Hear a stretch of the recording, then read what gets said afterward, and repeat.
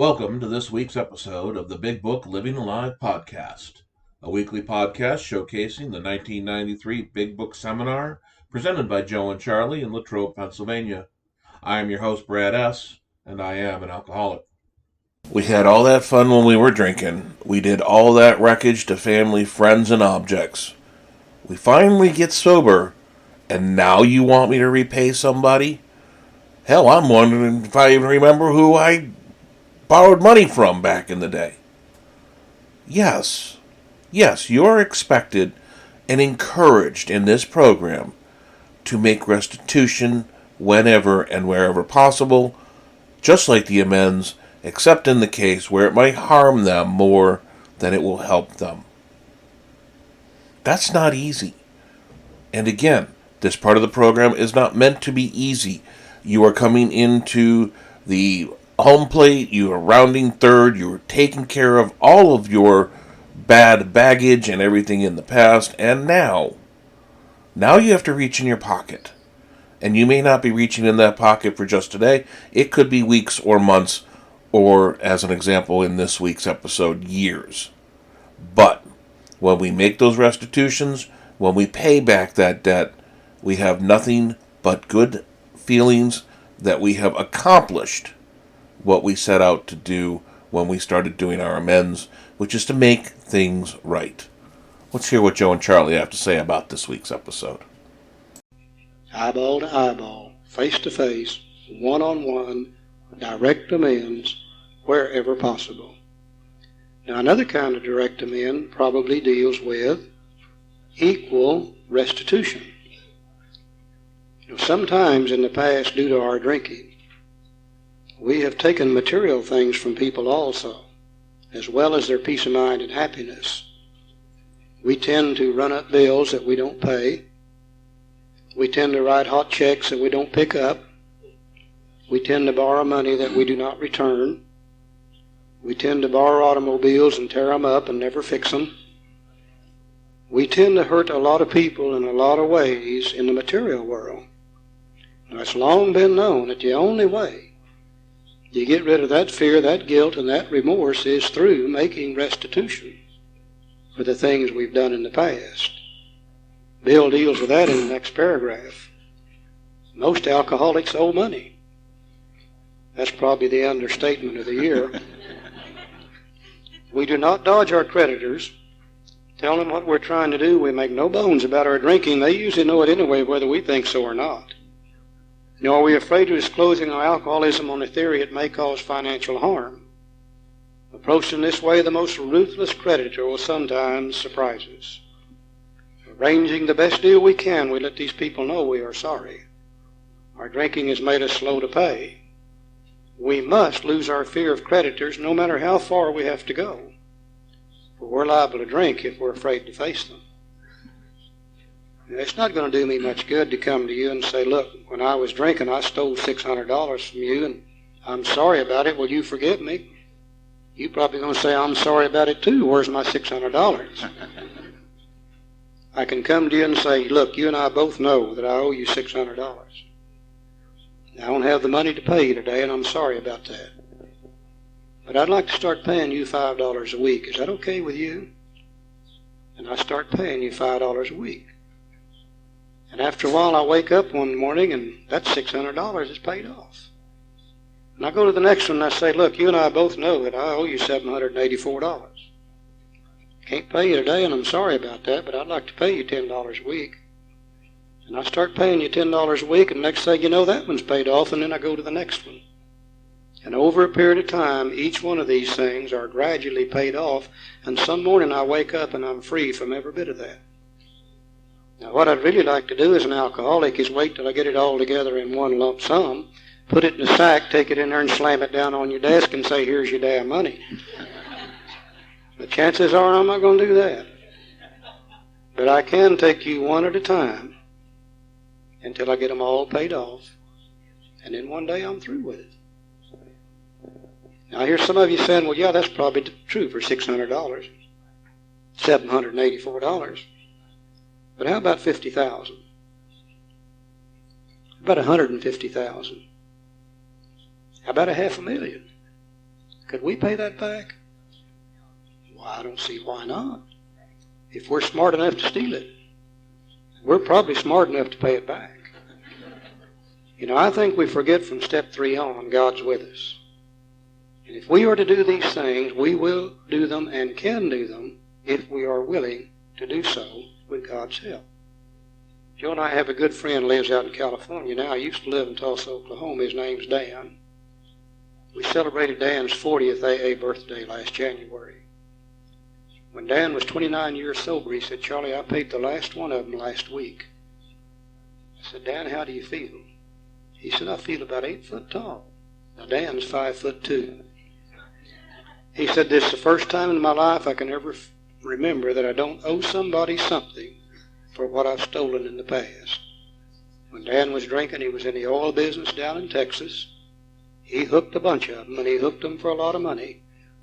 Took him 29 years to pay them back. But he did it because he was willing to do so.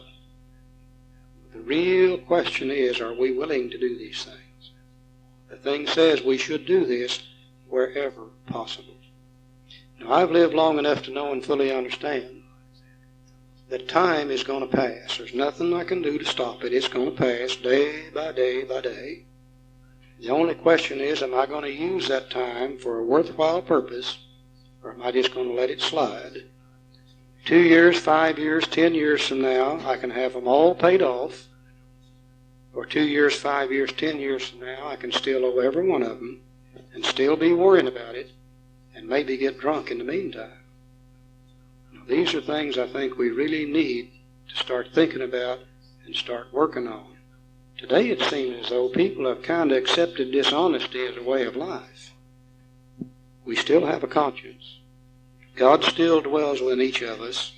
We still know whether we've stolen it or not.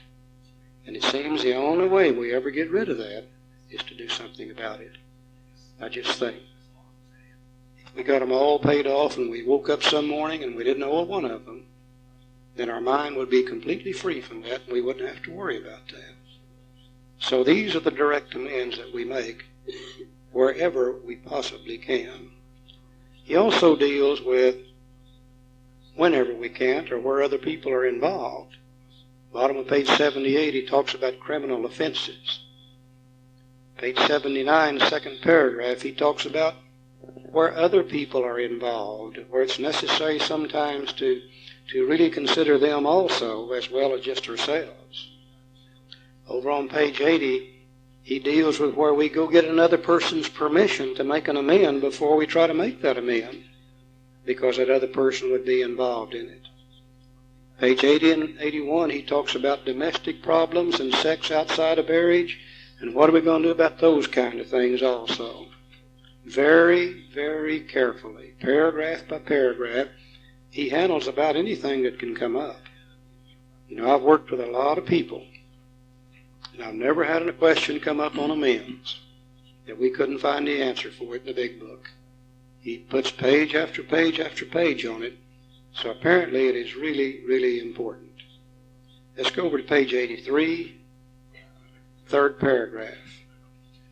So there may be some wrongs we can never fully right. We don't worry about them if we can honestly say to ourselves that we'd right them if we could. Some people cannot be seen. We send them an honest letter. There may be a valid reason for postponement in some cases, but we don't delay if it can be avoided. And we should be sensible, tactful, considerate, and humble without being servile or scraping. As God's people, we stand on our feet. We don't crawl before anyone. That reminds me of the time I made amends to my wife, Phyllis. I had a mobile home up north of Tulsa in a lake area. I didn't think she knew about it. And one night in the middle of the night, there's a knock on the door, and I open the door, and there stands my wife and my daughter. And they embarrassed me in front of my girlfriend. It was very, very, I wasn't having a good time, let's put it that way. And very sticky. Well, the next morning I got up, and all my clothes were laying out in the yard, just like they're supposed to be. She went down to the lawyer and filed for divorce again, went to the bank, took all the money again. I never could beat her to the bank. I know she's quick. And here we go again. Well, after a number of years later, I get sober. And I get back into Alcoholics Anonymous. And then later she gets into Alcoholics Anonymous. And then we get married again. 9 years later, I'm standing at the back of the door one night at the group, and I was greeting people as they come in. And I turned around, and there was this lady, the mobile home incident. She'd come to the group. Phyllis was at the coffee pot. I looked over my shoulder at Phyllis. She was getting a cup of coffee. She looked back. And all this happened that quick. I wasn't having a good time. A day or so later, we were at another meeting, and here was this lady. And Phyllis began to talk ugly to me. And a day or two later, later we were at another meeting, and here was this lady. And Phyllis began to talk ugly to me. I wasn't having a good time. Well, after about 2 weeks of this, and she finally came back out of the ceiling, I was able to sit down and talk to her. And I said, Phyllis, this happened many years ago, and I made amends to you, and I promised you that I wouldn't do this again, and I haven't, thank God. And you know that. I said, now it's just kind of like last month's electric bill. I paid it, and I'm not paying that one no more. You have a problem with that lady, and I don't. And I suggest you get it straightened out, because I'm not paying no more. They'll let you pay forever if you'll pay. Believe me, they will. As God's people, we stand on our own feet. We don't crawl before anyone. We do our best. We make our amends. If they don't accept it, that's their problem. That means they're sick people also. And we can't do anything about other sick people. Some of these amends, we can't fully make them. Some of the people are already dead and buried, and of course we can't go see them on a one-on-one basis. Some people, to make the amend, would hurt them further, or just as importantly, somebody else. We just can't make that amend. We don't worry about those. If we can honestly say to ourselves, and really mean it, that we would make them if we could. All we can do is stand ready, and if the possibility comes up where we can make the amend without hurting others, then we can go ahead and make it. In the meantime, we just have to be willing to do so whenever the opportunity comes up. Now, there's one other amend that people like to talk about a lot, and that is, don't you owe some amends to yourself? I guess we do. You know, I don't hold with the theory I never hurt anybody but me while drinking, because I hurt everybody I ever touched, I guess, far back as I can remember. But I most certainly hurt me about as bad as I hurt anybody else. And I think the greatest amend that I can make to myself is to clear away the wreckage of the past so I can live free in the future. Until I make my amends to others, till I get rid of that guilt and remorse and fear, I'm never free. As long as that stuff's there, the past keeps dragging me back and keeps me from getting that ultimate peace of mind and serenity and happiness that I really want and I really need. I think the finest amend we can make to ourselves is to make amends to others, clear away the wreckage of the past so we can live free in the future. Now just think, if we've done these things, we got right with God in 1, 2, and 3. If we got right with ourselves in 4, 5, 6, and 7. If we got right with our fellow man at 8 and 9, that means we're well in all 3 dimensions of life. We fit ourselves back in the design for living that God intended for us to live in the first place. And if we're right with God, ourselves, and our fellow man, we're probably going to feel pretty good. You do the best you can with this step. You're trying to make sure that you have cleaned your house and you have taken care of all of that past wreckage and gotten it cleaned up. Sometimes it works and sometimes it doesn't. As an example, I have an amends. I have one that has been out there for a long time, and I've tried to make it a couple of times. I've made overtures to an old friend of mine. I saw him about a year into my sobriety, and I was talking with him, and he was seemingly friendly, and I said, hey, we need to catch up. I know that I owe you some money from the past, and I'd like to get together with you and take care of it. We exchanged phone numbers, and I called him, and he never returned my call. A couple years go by, and I saw him about 6-8 months ago, and the same thing happened. We were very jovial. We talked a little bit, and I said, hey, can we catch up sometime? I'd like to talk with you. And he basically said, no, I do not want to talk to you any more than I have to, because we are standing there with a couple of other people and I have to be civil. And I understood that. I understood that somewhere, somehow, some way, I had hurt him so much that he still, to this day, does not want to deal with me. And that is on me. That is damage that I did. And no amount of emotional or financial restitution will make that better until he decides that it is time to accept that. I have made my effort. And as was said by was said by Joe when he was talking about getting beat over the head with something that happened in the past. That's an electric bill. That is a phone bill I have paid. And I have tried to make right, and I have tried to finish up, and there is nothing I can do about it until the other party is willing to accept my extended hand and offer. I hope you enjoyed this week's episode as much as I did. If you'd like just the raw Joe and Charlie portion of the podcast, that is available on our Patreon site. The link to that is available on our website or in the pinned comment. Until next week, this is the Big Book Living Alive Joe and Charlie podcast.